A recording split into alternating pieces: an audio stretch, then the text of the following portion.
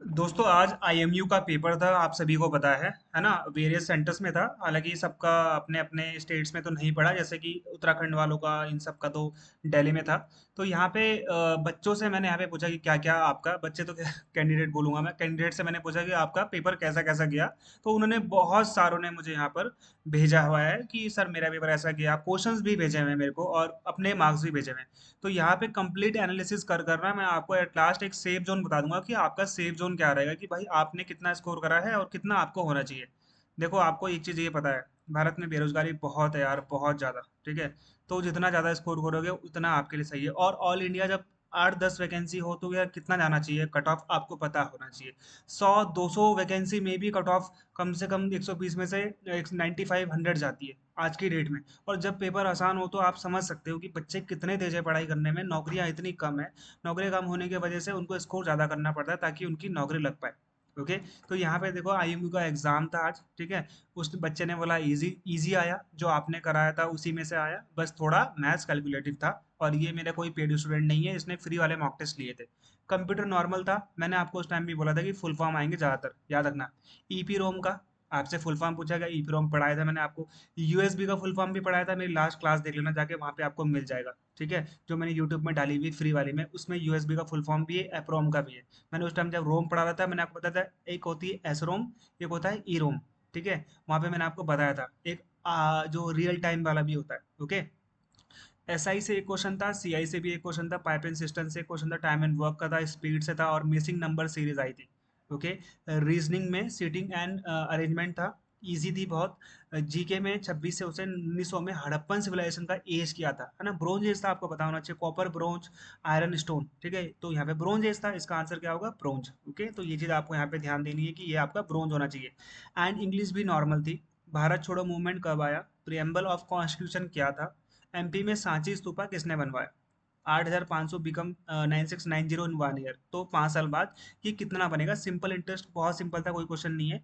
Okay, English में simple spelling error आए हुए थे, 4 क्वेश्चन थे कम से कम। ओके, तो ये एक बच्चे का है एनालिसिस। अब यहाँ पे देखो सर, हमने ये दूसरे बच्चे का 105 अटेम्प्ट किए। इंग्लिश और जीएस का सेक्शन इजी था। रीजनिंग भी कुछ क्वेश्चंस सीरीज छोड़ के सही रहे। मैथ्स इजी टू मॉडरेट थी और अच्छा हो सकता था मेरी तरफ से। टाइम वेस्ट कर दिया मैंने कुछ क्वेश्चंस पर, मैथ्स के क्वेश्चन पर, क्योंकि वो ज़्यादा कैलकुलेटिव थे। ये तीसरे बच्चे का है। सर आईएमयू का एग्जाम इजी था काफ़ी, सिंपल अर्थमेटिक थी, profit loss ratio, S I C I, average probability, boat and stream, distance mensuration. मैंने आपको जब मैं कल वीडियो बना रहा था, परसों वीडियो बना रहा था और उससे पहले भी इतनी वीडियो बनाया, मैंने आपको बोलता अर्थमेटिक करके जाना आईएमयू में, अर्थमेटिक करके जाना, आपको एडवांस करने की जरूरत नहीं। मैंने आपको बोलता ट्रिगो मत करना, ठीक है, एलजेब्रा मत करना। आया एक भी क्वेश्चन नहीं आया। आपको मैंने आईसीटी में बोला था कि फुल फॉर्म करके जाना, पढ़ाया भी था आपको, क्लासेस भी दी थी वहाँ पे मैंने बता रखा है आप लोगों को। जिसने माना होगा उसने माना होगा भाई। वैसे ही पेपर का लेवल इजी था तो आप सभी ने कर ही लिया होगा। ठीक है, ऐसे कोई नहीं है कि मैं बोलूंगा तभी करोगे आप, ऐसे कुछ नहीं है, दिक्कत नहीं है। ठीक है। इंग्लिश में synonym error, spelling fill-ups. Okay. GK में G7 की मीटिंग पूछा गया था, जीएस में हिस्ट्री पॉलिटी के बहुत बेसिक क्वेश्चन थे। प्रियम्बल किसने लिखा है, हवा महल का आर्किटेक्ट। ठीक है, कंप्यूटर में फुल फॉर्म आया था, बेसिक एप्टीट्यूड था, यूएसबी का फुल फॉर्म। सीपीयू के बारे में पूछा गया था। रीजनिंग में सीरीज थी, कोडिंग, सीटिंग अरेंजमेंट, पोजीशन था। ओवरऑल इजी था एग्जाम, मैंने 115 अटेम्प्ट किए और एक्यूरेसी भी सही है। ओके। ये चौथे बच्चे का है। आईएमयू असिस्टेंट एग्जाम हुआ था आज हैदराबाद सेंटर में, पेपर मॉडरेट था। इंग्लिश टफ आई थी, जीके इजी थी, अर्थमेटिक मॉडरेट था, रीजनिंग भी मॉडरेट था। टोटल एप्लीकेंट थे 15,000, एज पर रफ आइडिया, ये ऐसा बोल रहा है, रफ आइडिया। ठीक है। अब मैं किसी चीज़ को सपोर्ट नहीं करूंगा यहाँ पे, इसलिए बता रहा हूँ। ये पांचवें चौथे बच्चे का है। विटामिन डी का नेम क्या होता है ना, विटामिन डी का नेम बताओ, आप लोग बताओ। विटामिन सी का होता है, विटामिन ए का क्या होता है, रेटिनॉल, है ना। विटामिन बी का थायमीन। फिर सी का क्या होगा, ओके, सी का एस्कॉर्बिक एसिड। ठीक है, डी का बताओ, outer most range of Himalaya, Shivalik को बोलते हैं। सांची स्तूपा किसने बनाया था, पंचतंत्रा के विष्णु शर्मा, है ना।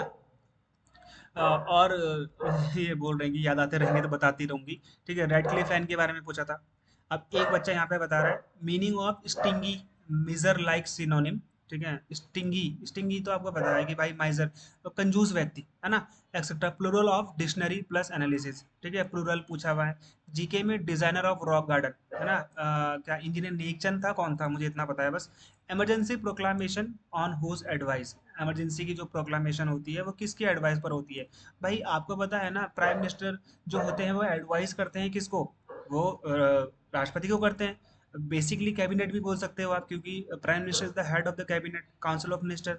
ओके, तो कैबिनेट को पर्टिकुलरली वो क्या करते हैं, कैबिनेट एडवाइस करता है प्रेसिडेंट को, और प्रेसिडेंट तब जाकर उसको इमरजेंसी लगाता है। इमरजेंसी के बारे में मैंने आपको पढ़ाया था अपनी स्टैटिक जीके वाली वीडियो में कि 352 कर लेना, 356 कर लेना और 360 कर लेना। और ये जब मैं पेड क्लास में ही पढ़ा था तब भी मैंने आपको बताया था कि अगर पॉलिटी से कोई क्वेश्चन आएगा तो या तो फंडामेंटल राइट, या तो इमरजेंसी, या तो डीपीएस, इसमें से एक ही में से आता है। ठीक है, बाकी बीच में से नहीं देंगे। 30 क्वेश्चन कंप्यूटर अबाउट स्कैनर, देखो मैंने आपको बताया था किसी को भी पूरे इंडिया में नहीं पता था किसी को भी कि 30 क्वेश्चन आएंगे कंप्यूटर के। मैंने अपने मॉक टेस्ट में स्टार्टिंग में ही 30 क्वेश्चन डाले थे, बाकी क्वेश्चन डाल दिए थे अलग अलग।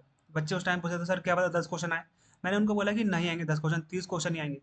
एक्सपीरियंस होता है ये ऐसा नहीं होता कि आज उठ के आ गया मैं और मैंने मॉक टेस्ट बना दिया जी, मैंने कोर्स भेज दिया, ऐसा नहीं होता। ठीक है, कोर्स अगर भेज भी दूंगा तो आज भेज दूंगा, कल भेज दूंगा, परसों भेज दूंगा, एक दिन पकड़ा जाऊंगा अगर गलत करूंगा बच्चों के साथ में तो। मैं नहीं, चाहे कोई भी हो। ठीक है, बच्चे बोल रहे थे ना, मुझे बहुत से बच्चे ने बोला सर आपने ना अपने टेस्ट में 30 क्वेश्चन दे रखे आईसीटी के, क्या पता वहाँ पे 5 क्वेश्चन आए, क्या पता 10 क्वेश्चन आए, क्योंकि वहाँ पे तो बताया ही नहीं है 30 क्वेश्चन के बारे में कि 30 क्वेश्चन आएंगे। तो कैसे आ गए 30 क्वेश्चन। ठीक है, वहाँ पे जबकि उन्होंने बताया नहीं था 30 क्वेश्चन है। तो देखो एक चीज़ सिंपल बताता हूँ आपको, हम अगर इस लाइन पे आए हैं ना तो कुछ सोच के आए हैं हमें। सोचने का मतलब ये है कि अंदर तक थोड़ा बहुत यहाँ पे रहता है जान पहचान, जिस वजह से कि अंदर की खबरें निकाल दी जाती है बाहर। ठीक है, ऐसा नहीं होगी मैं यहाँ पे वीडियो बना के बोल दूंगा जी मुझे इस बंदे ने बताया।